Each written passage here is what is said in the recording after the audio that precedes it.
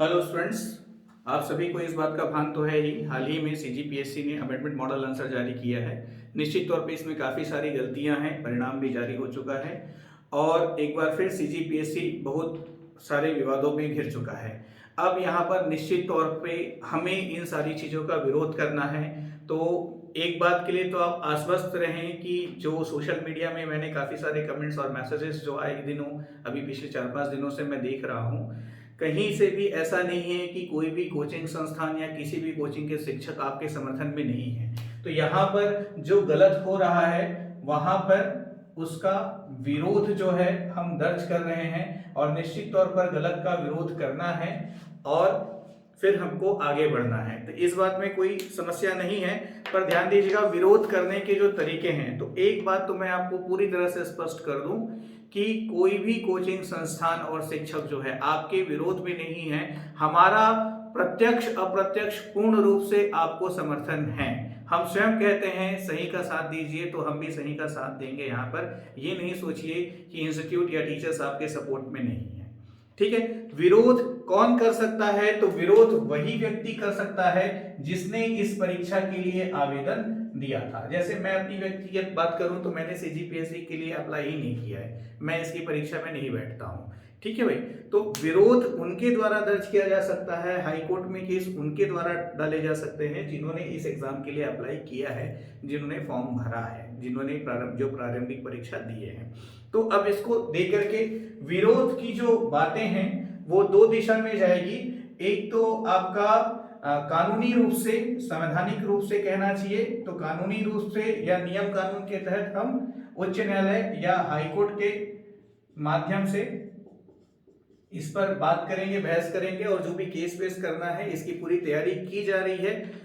जब छत्तीसगढ़ के जितने भी बड़े इंस्टीट्यूट्स हैं, सभी इंस्टीट्यूट्स के जो डायरेक्टर्स हैं, जो टीचर्स हैं, उन्होंने अपनी ज्वाइंट मीटिंग वगैरह भी की है और निश्चित तौर पर एक सही योजना के तहत, मैं स्वयं इस मीटिंग में शामिल हुआ हूं, तो एक सही योजना के तहत हम सभी इसके लिए आगे बढ़ेंगे।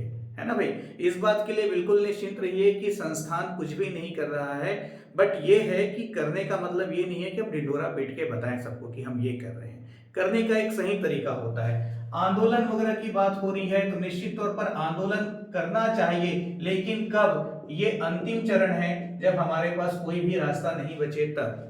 उसके पहले, जैसे कि हाल ही में लोक सेवा आयोग के अध्यक्ष का स्टेटमेंट आया है कि हम इस बात की जांच करेंगे, तो पहले जो भी समस्या है हम उसके लिए सीजीपीएससी में ही जाकर के अपील करेंगे। जैसे जो कोचिंग टीचर्स वगैरह हैं उनकी एक पूरी टीम जो है सीजीपीएससी में जाकर के वहां पे अपनी बात रखेगी, वहां पे मीटिंग वगैरह रखेंगे। उसके साथ साथ काफी सारे जो छात्र हैं, निश्चित तौर पे आपको यहाँ पर नेतृत्व का परिचय देते हुए आगे आना है और आपने भी यदि एग्जाम दिया है तो लीड कीजिए। पर ध्यान रखिएगा, नेतृत्व करते समय किसी भी प्रकार की अनुशासनहीनता, अभद्रता, ये आपको शोभा नहीं देता, चाहे वो कोई भी हो। है ना भाई, तो इसलिए निश्चित तौर पर जिस भी संस्थान या टीचर से आप जुड़े हुए हैं उन्हें अपने मार्गदर्शक के रूप में रखिए और उनके मार्गदर्शन में एकीकृत होकर के काम कीजिए। ठीक है, सोशल मीडिया बड़ा आसान सा रास्ता है, कॉन्टेक्ट नंबर्स वगैरह वहां पे प्रोवाइडेड हैं एक दूसरे के सभी के। तो आप सभी बिल्कुल आपस में बात कीजिए और निश्चित तौर पर आप निश्चिंत रहिए, छत्तीसगढ़ के सभी इंस्टीट्यूट्स का समर्थन आपको मिलेगा। टीचर्स कोचिंग भी आपके साथ है पूरी तरह से। ठीक है, जो भी रिसोर्स की आवश्यकता होगी, जो भी फैसिलिटीज की आवश्यकता होगी, जो भी सही तरीका होगा, उन सभी चीजों के लिए आपको मार्गदर्शन दिया जाएगा, आपको सहयोग दिया जाएगा। हम डायरेक्टली ऑन ग्राउंड आपके साथ अवेलेबल रहेंगे। इस बात में कोई दो मत नहीं है कि हम आपके साथ नहीं हैं, हम पूरी तरह से आपके साथ हैं, पर हमको एक सिस्टमैटिक तरीके से चलना पड़ेगा। पहले जो रास्ता है वो बातचीत का है, तो बातचीत की जो प्रक्रिया है वो प्रारंभ कर दी गई है। इस वीडियो के माध्यम से मैं सभी छात्रों से यह अनुरोध करना चाहता हूं कि आप अपनी एक टीम बनाइए और एक टीम बना करके अपनी मांगे रखते हुए सीजीपीएससी में मिलिए, राज्य सरकार से मिलिए। ठीक है, संस्थानों का जो एक समूह है वो निश्चित तौर पर राज्य सरकार और सीजीपीएससी से मिलने वाला है इसी हफ्ते के अंदर।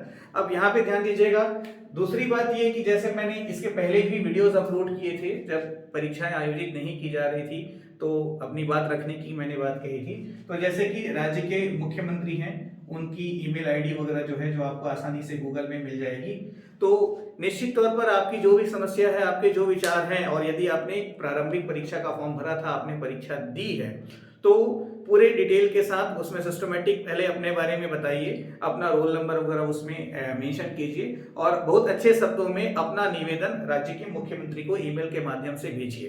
कोरोना वगैरह की भी जो समस्या है, तो एकाएक भीड़ एकत्रित करना कहीं से भी सही नहीं होगा।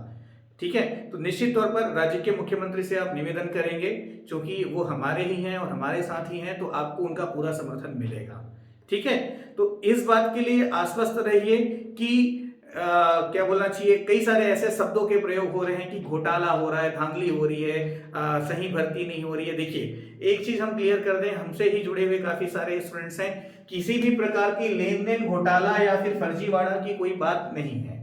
अभी जो मॉडल आंसर्स आए हैं, जो भी हो, उसके बावजूद प्रारंभिक परीक्षा का परिणाम आया है। हमसे जुड़े हुए भी कई छात्रों का प्रारंभिक परीक्षा से मुख्य परीक्षा के लिए चयन हुआ है ना भाई, और वो भी बिना किसी लेन देन, बिना किसी फर्जीवाड़े के हुआ है। निश्चित तौर पे यदि प्रश्नों के उत्तर सही लिए जाएंगे तो इससे फर्क पड़ेगा। जिनका नहीं हुआ है उनका हो सकता है, जिनका हुआ है उनका नहीं हो सकता, इस बात में कोई डाउट नहीं है।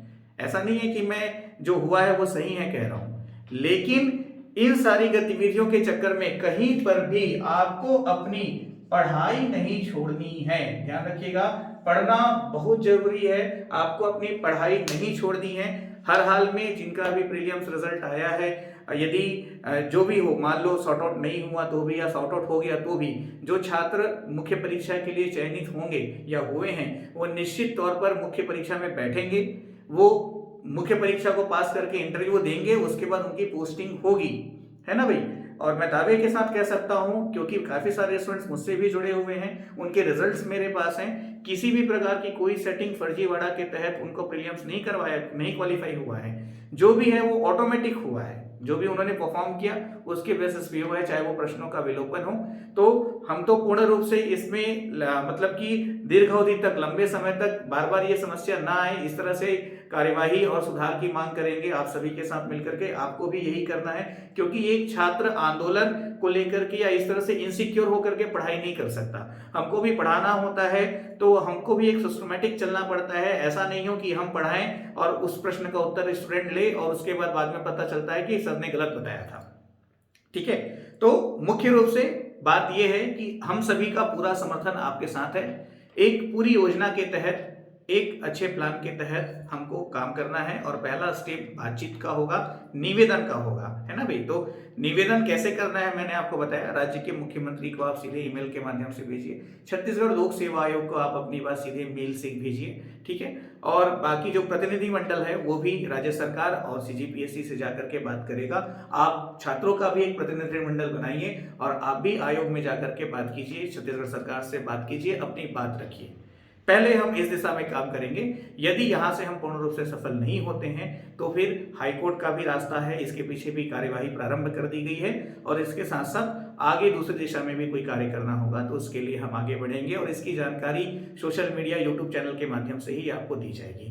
तो एक अच्छी योजना के तहत बीइंग स्टूडेंट हमको आगे बढ़ना है और सही तरह से इसको काम करना है। ठीक है भाई।